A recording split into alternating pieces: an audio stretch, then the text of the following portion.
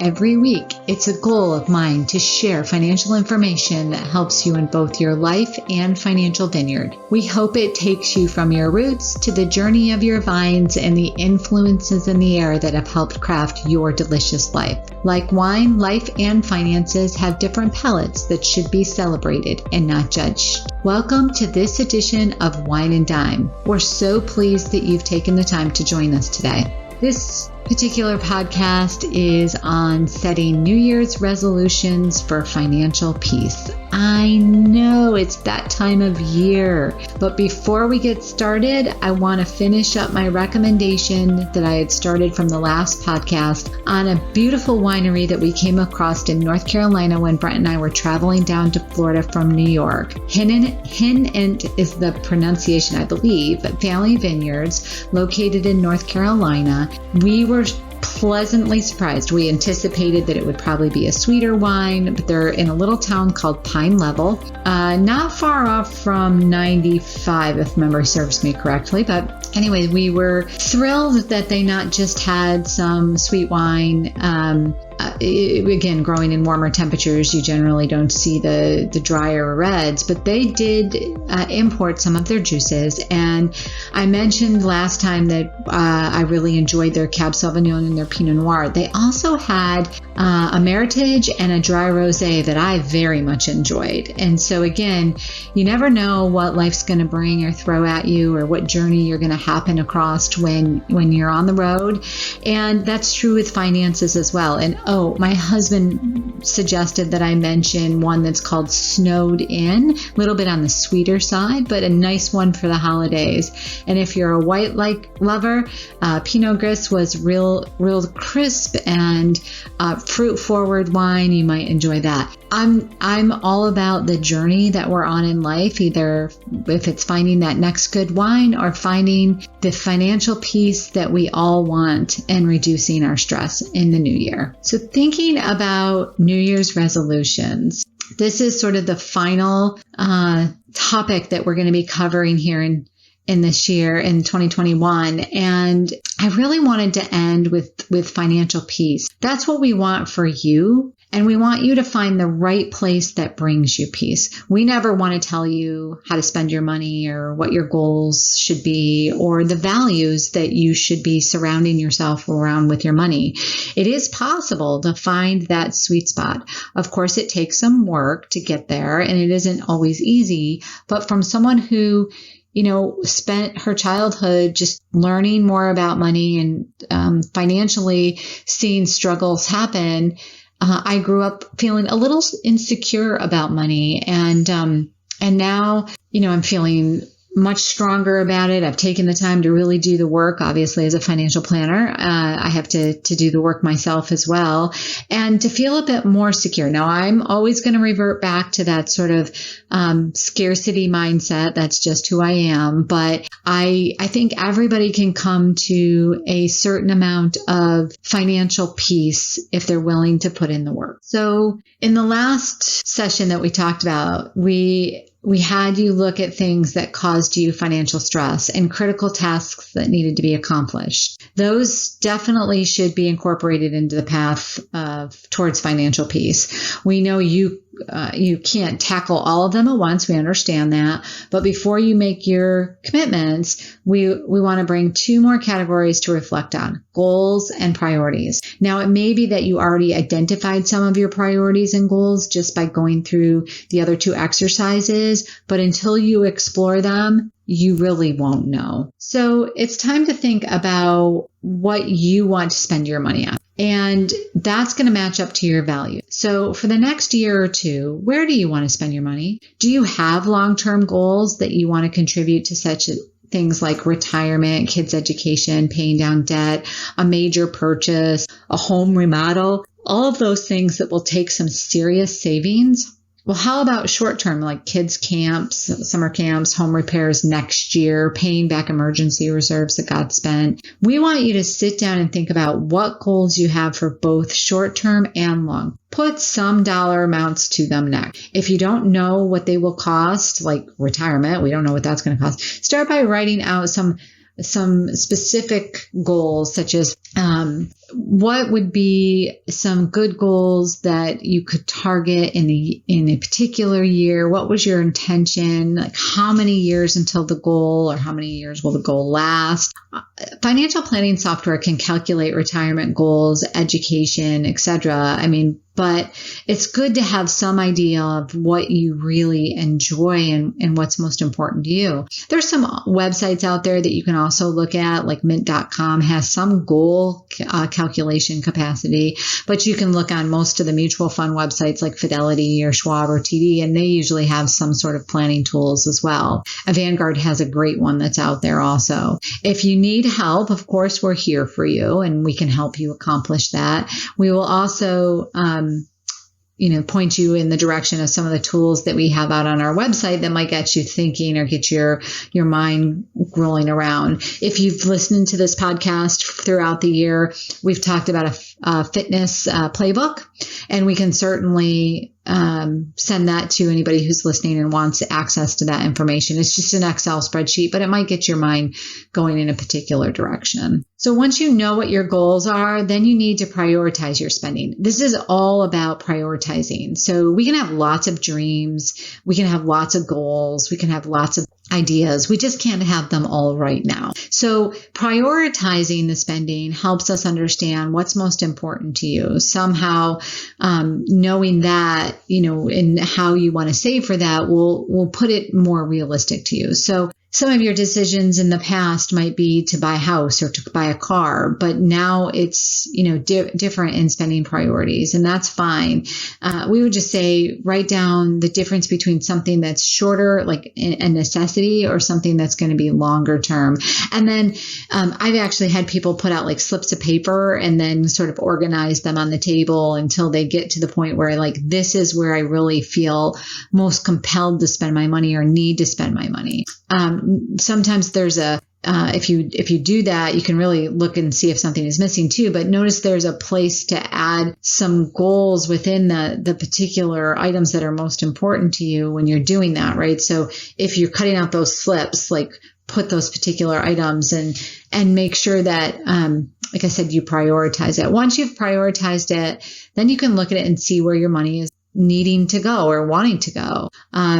I think sometimes we are spending money on things that we think are a priority, but it's actually a matter of convenience. And sorting through something like that really helps identify where we're spending our money and where we want to spend our money. It makes it easier not to spend our money if we actually know what we're saving for. If there's a specific purpose that we're saving for, it'll make us hesitate in spending in other ways. So if that's an issue with you, then that would be an item that you could do just to sort of get it in your head of what you want 2022 to look like.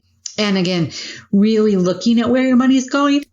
Some people sit down with their credit card statements and really dig into that. I know a lot of the credit cards will do an annual report for you, and you can kind of look and see where your money goes. So remember, it is your money. There are things that you need, like food and, that sort of thing. But are you buying the type of food that help you achieve your goals? And I'm a big foodie. Like we eat really healthy. We buy probably, at the grocery store more expensively than other people, but that matches my values to have a healthy life and keep my cost of insurance low. So that's just me in particular. And, other people have other goals. That's why we say it's not our goals that are important. It's your goals that are important. The ideal next logical step is to figure out how much you need to save to accomplish the goals by the due dates. So remember, we had you put due dates on some of those things. And so how much do you actually need to save? But that can be daunting in many cases and will stop people from starting, which is the most important part.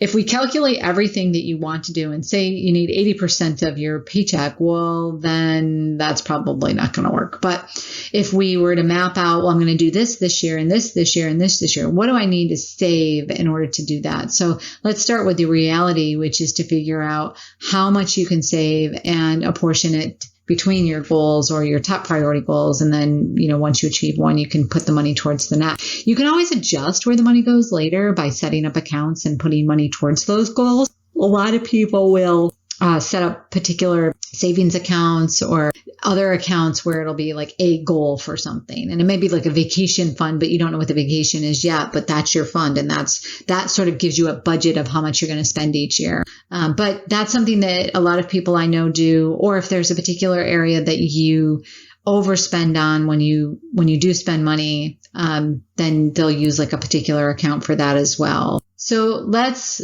break down your savings into two major parts. One is for now and one is for the future. And let's break down those two categories into safety and goal. In other words, we have 4 quadrants that need attention. The good news is that when safety now and in the future are met, you get to redirect all your funds into other stuff. When the first 2 are met, you get to go all in on the fun stuff, right? So that can be a motivation to focus on those top 2 categories for a couple of years, so that in the future you have those extra categories beyond that. When thinking about safety, you need to get to the point of where your budget can withstand the variable expenses, the non-monthly, like the non-routine bills that account for somewhere between 20 and 40% of our expenses. These include like the car breaking down or needing tires, insurance premiums, licensing tags, spring yard, cleanup and landscaping and plant,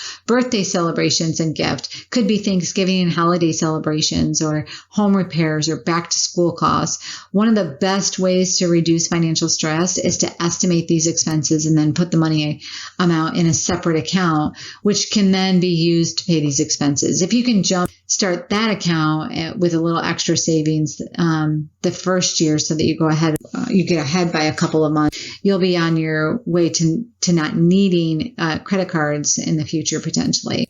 And after creating that variable expense budget, the next goal that improves family finances is reducing any credit card debt if you do have any. On the future planning side, the first line of defense in financial stress is emergency reserves. We've said this many, many times. I'm sure you've heard it from us. If you don't have anything saved to fall back on, those expenses go on a credit card, and the stress and and facing the crisis doubles, because now you've got potentially a medical or job crisis and a financial crisis. On average, a family will have some type of crisis every 10 years. You'll also need to be contributing something so that you at least have a minimum lifestyle in retirement. You can't spend it all now, right? You've got to save some for later for retirement. Splitting your potential savings so that both of these are being contributed to will make both your next year and future years much smoother. You also need to save for fun things like life. Gosh, we have to do some stuff like that. Those goals such as vacation or other short-term goals like landscaping, new furniture, whatever it is that brings joy to your life, we need to plan for those. Otherwise, it's just going to feel like a cog that we're on. If I choose to cut down on my dining out budget so that I can put more towards my safety budget or my vacation budget or whatever it might be, that's just something that you have to bring your own awareness to. But the final note on that is that if you can put more in safety, you generally can put more in other goals that you might have. The final quarter is going towards something I want in that near term, like a vacation or a living room couch, just something that's not a long-term goal. The living now, and then you have the future planning, and then under living now, you have those variable expenses, credit card reduction, and then the goals for fun things to do like vacation and short-term goals. And then under the future planning, you have emergency funds, basic retirement savings, and future wants like a car, education, retirement, and maybe some other kind of goal like a mountain home or a beach home or something like that. One of the things that we suggest people do is for a New Year's resolution, go out to bankrate.com/calculators/saving goals calculator. And that will actually help you determine what it is that you need to set aside to achieve some of those goals that you have. So for a lot of people, the big overall goal is to cut spending so that money can be redirected towards your goal. That is the long-term concept, or the short-term concept in a lot of cases. Again, nobody can tell you, where you should cut, because it's based on your values and it's based on what your goals are. You might be willing to give up the Dunkin' Donuts coffee for a month so that you can save for something that's short term, but you wouldn't be able or want to give it up for a whole year. Some people say, yeah, it's just more of a convenience thing. I can actually give it up forever if I know that I can travel more, if I know I can buy a new couch or buy new furniture or buy new flooring, whatever it might be, right? So again, we are very careful about telling people where they might want to, how they might want to spend their money, because it needs to match their goals, and it needs to match what gives them some pleasure in life. We're not saying go all out. We're just saying cut back. One thing that I want to bring to light around the idea of financial resolutions is it doesn't always have to be about debt or cutting debt or earning more money, or, there are other important financial resolutions that can be made. So one resolution that, we love to suggest to people is to commit 30 minutes a week to tracking something about their finances. Now, maybe it's their spending, maybe it's their net worth, maybe it's looking at their retirement projections, just something about spending. As I mentioned before, Mint.com has a tool out there if you want something free. By using the trends feature, you can actually see where your money's going and predict it to go in the future. So if savings is one of your goals, this is a big tool to help you. But focusing on what you want to spend and what you actually spend will get the brain started reminding you that you have different choices. I think it's also important to talk about the other parts of your financial life, like potentially completing your legal documents or discussing finances between you and somebody else in upper or lower generation, making sure that you have a good crisis budget, and also reevaluating like your personal insurance, your homeowners, your autos, your liability, maybe your disability, maybe it could be your long-term care policy. I think the bottom line is really get your financial plan clear so that you know what going into 2022 would look like. And then when it gets time to actually creating the resolution or, crafting the resolution, the trick is turning the resolution into more of an action plan and then, of course, tracking. So to get that started, here's some research around resolutions and some ways to actually make a resolution stick. So goals and resolutions need to be written along with the motivation. So for example, I want to reduce my credit card debt by 25% this year.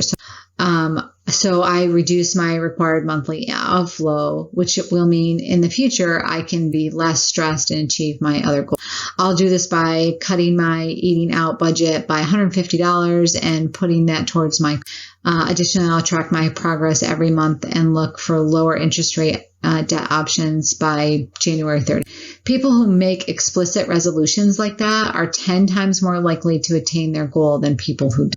And as we wrap this up, just a couple more tips. Create some auto reminders. Put it on your calendar, on your fridge, your morning mirror, around your credit cards or your work monitor, and maybe even make an appointment reminder that just says to you, this is something that you have to do. Your brain will start believing it and working with you to make it real. And then just make sure you track your progress and brag with your, partner that you're getting closer to achieving your goal, and have a plan for what is going to get in the way of this particular goal that you have or goals that you have. Are there things that could get in the way, could create barriers, and just have a form for, or have a plan for that.